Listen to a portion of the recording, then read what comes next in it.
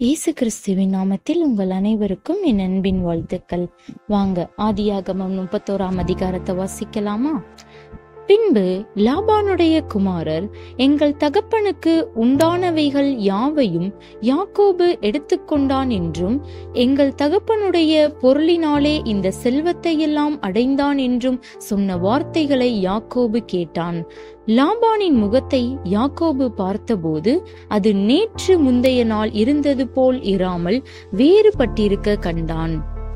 கர்த்தர் யாக்கோபை நோக்கி, உன் பிதாக்களுடைய தேசத்துக்கும் உன் இனத்தாரிடத்துக்கும் நீ திரும்பி போ, நான் உன்னோடே கூட இருப்பேன் என்றார்.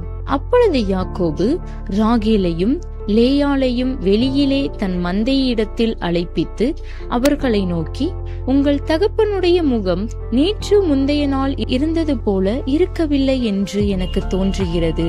ஆனாலும் என் தகப்பனுடைய தேவன் என்னோடே கூட இருக்கிறார். என்னால் இயன்ற மட்டும் நான் உங்கள் தகப்பனுக்கு ஊழியம் செய்தேன் என்று நீங்கள் அறிந்திருக்கிறீர்கள். உங்கள் தகப்பனோ என்னை வஞ்சித்து என் சம்பளத்தை 10 முறை மாற்றினான். ஆனாலும் அவன் எனக்கு தீங்கு செய்ய தேவன் அவனுக்கு இடம் கொடுக்கவில்லை.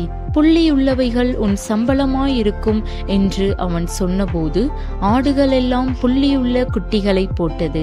கலப்பு நிறமானவைகள் உன் சம்பளமாயிருக்கும் என்று அவன் சொன்னபோது ஆடுகள் எல்லாம் கலப்பு நிற குட்டிகளை போட்டது. இவ்விதமாய் தேவன் உங்கள் தகப்பனுடைய ஆடுகளை எடுத்து எனக்கு தந்தார். ஆடுகள் பொழியும் காலத்திலே நான் கண்ட சொப்பனத்தில் என் கண்களை ஏறெடுத்து பார்க்கும்போது ஆடுகளோடே பொழியும் கடாக்கள் கலப்பு நிறமும் புள்ளியும் வரியும் உள்ளவைகளாயிருக்க கண்டேன். அன்றியும் தேவதூதர் ஒருவர் சொப்பனத்தில், யாக்கோபே என்றார். இதோ இருக்கிறேன் என்றேன்.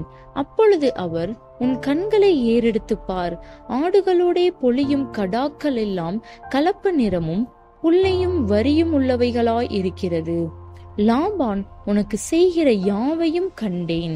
நீ தூணுக்கு அபிஷேகம் செய்து எனக்கு ஒரு பொருத்தனையை பண்ணின பெத்தேலிலே உனக்கு தரிசனமான தேவன் நானே.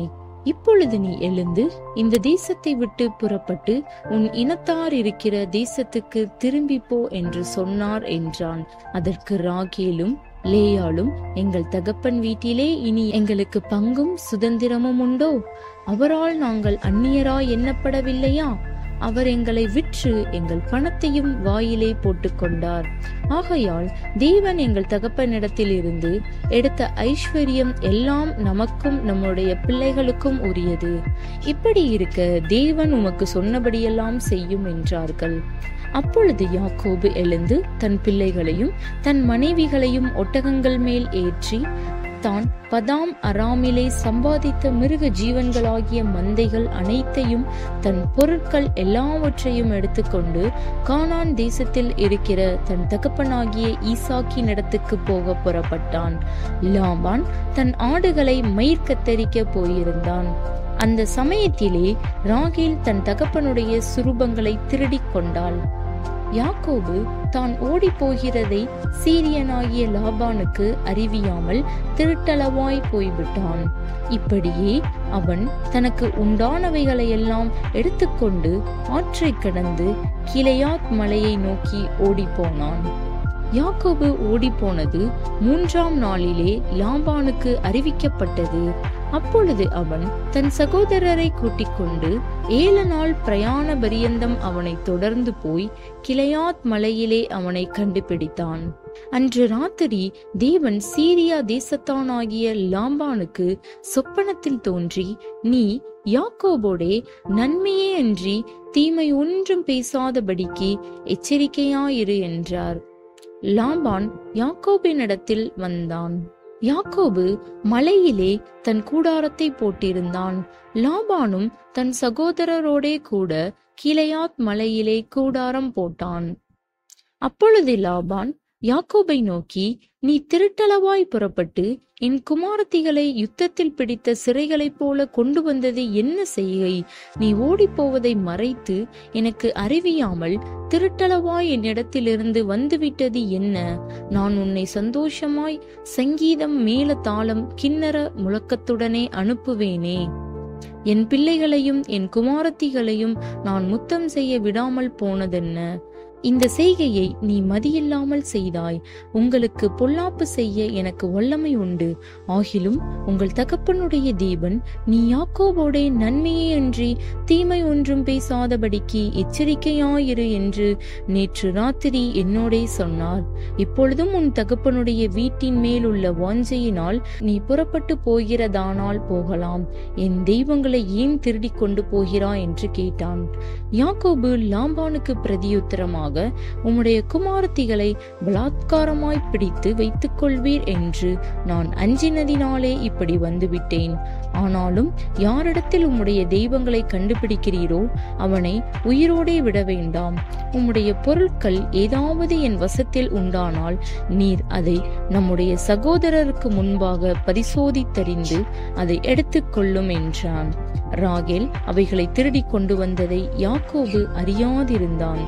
அப்பொழுது லாபான் யாக்கோபின் கூடாரத்திலும் லேயாளின் கூடாரத்திலும் 2 வேலைக்காரிகளின் கூடாரத்திலும் பிரவேசித்து பார்த்தும் ஒன்றும் கண்டுபிடிக்கவில்லை. பின்பு லேயாளின் கூடாரத்தை விட்டு ராகேலின் கூடாரத்துக்கு போனான். ராகேல் அந்த சுரூபங்களை எடுத்து ஒட்டகச் சேணத்தின் கீழ் வைத்து அதன் மேல் உட்கார்ந்திருந்தாள். லாபான் கூடாரம் எங்கும் தடவி பார்த்தும் அவைகளை கண்டுபிடிக்கவில்லை.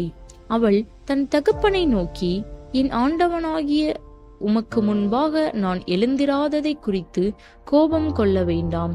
ஸ்திரீகளுக்குள்ள வழிபாடு எனக்கு உண்டாயிருக்கிறது என்றாள். அப்படியே அவன் அந்த சுரூபங்களை தேடியும் கண்டுபிடிக்கவில்லை. அப்பொழுது யாக்கோபுக்கு கோபம் எழும்பி லாபானோடே வாக்குவாதம் பண்ணி, நீர் என்னை இவ்வளவு உக்கிரமாய் தொடர்ந்து வரும்படிக்கு நான் செய்த தப்பிதம் என்ன? நான் செய்த துரோகம் என்ன? என் தட்டுமுட்டுகளை எல்லாம் தடவி பார்த்தீரே, உம்முடைய வீட்டு தட்டுமுட்டுகளில் என்னத்தை கண்டுபிடித்தீர்? அதை என்னுடைய சகோதரருக்கும் உம்முடைய சகோதரருக்கும் முன்பாக இங்கே வையும். அவர்கள் எனக்கும் உமக்கும் நடுத்தீர்க்கட்டும். இந்த 20 வருஷ காலமாய் நான் உம்மிடத்தில் இருந்தேன். உம்முடைய செம்மறி ஆடுகளும் வெள்ளாடுகளும் தினையலியவில்லை. உம்முடைய மந்தையின் கடாக்களை நான் தின்னவில்லை. பீருண்டதை நான் உம்மிடத்தில் கொண்டு வராமல் அதற்காக நான் உத்தரவாதம் பண்ணினேன். பகலில் களவு போனதையும் இரவில் களவு போனதையும் என் கையில் கேட்டு வாங்கினீர். பகலிலே வெயிலும் இரவிலே குளிரும் என்னை பட்சித்தது. நித்திரை என் கண்களுக்கு தூரமாயிருந்தது. இவ்விதமாய் பாடுபட்டேன். இந்த 20 வருஷங்காலம் உம்முடைய வீட்டிலே இருந்தேன். 14 வருஷம் உம்முடைய 2 குமாரத்திகளுக்காகவும் 6 வருஷம் உம்முடைய மந்தைக்காகவும் உம்மிடத்தில் சேவித்தேன். 10 முறை என் சம்பளத்தை மாற்றினீர். என் பிதாவின் தேவனாகிய ஆபிரகாமின் தேவனும் ஈசாக்கின் பயபக்திக்குரியவரும் என்னோடிராமற் போனால் நீர் இப்பொழுது என்னை வெறுமையாய் அனுப்பிவிட்டிருப்பீர். தேவன் என் சிறுமையையும் என் கை பிரயாசத்தையும் பார்த்து நேற்று ராத்திரி உம்மை கடிந்து கொண்டார் என்று சொன்னான். அப்பொழுது லாபான் யாக்கோபுக்கு பிரதியுத்தரமாக, இந்த குமாரத்திகள் என் குமாரத்திகள், இந்த பிள்ளைகள் என் பிள்ளைகள், இந்த மந்தை என் மந்தை, நீ காண்கிற யாவும் என்னுடையவைகள். என் குமாரத்திகளாகிய இவர்களையும் இவர்கள் பெற்ற பிள்ளைகளையும் இன்று நான் என்ன செய்யக்கூடும்?